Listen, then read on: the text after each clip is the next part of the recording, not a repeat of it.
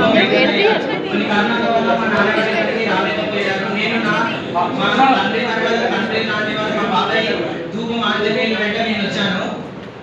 ఇక్కడికి రావడానికి కారణం ప్రశంస పత్రాలు వారిని ఫెలిసిటేషన్ చేయడానికి ఇక్కడికి వచ్చాము. Okay, first of all I would like to congratulate the students who are visit here who are got more marks in their exams.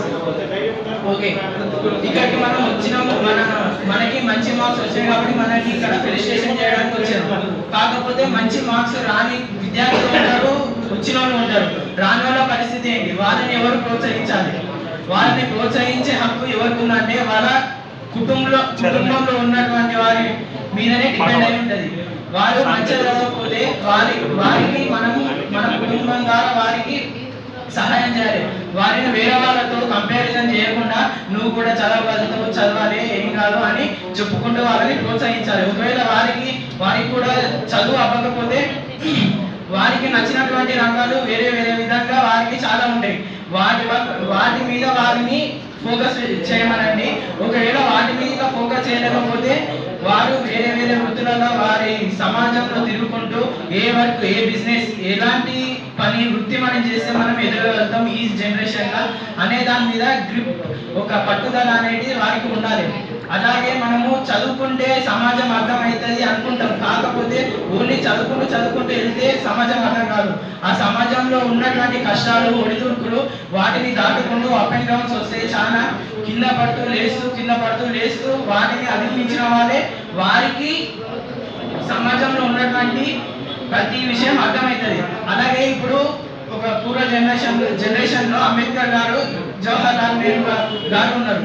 వారి ఇద్దరిలో ఎవరికి సమాజం గురించి ఎక్కువ తెలుసు అంటే మ్యాక్సిమం చెప్పేదంటే అంబేద్కర్ గారి గురించి.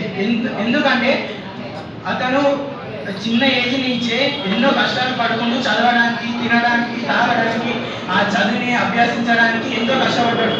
అది అతనికి చాలా సమాజం గురించి చాలా గ్రిప్ ఉంటుంది. దానిపైన ఒక పట్టుదల అనేది ఉంటుంది.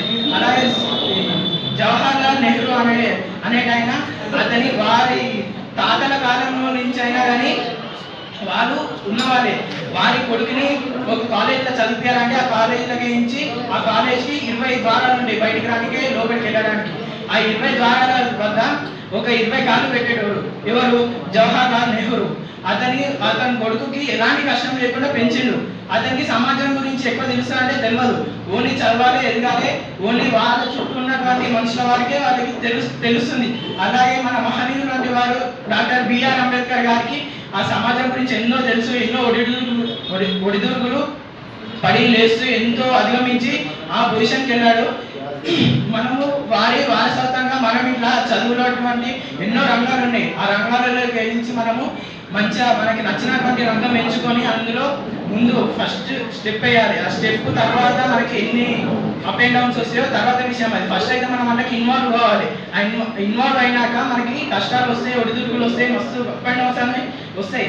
వాటిని అధిగమించిన వాళ్ళే గొప్ప స్థాయికి వెళ్తారు. Thank you.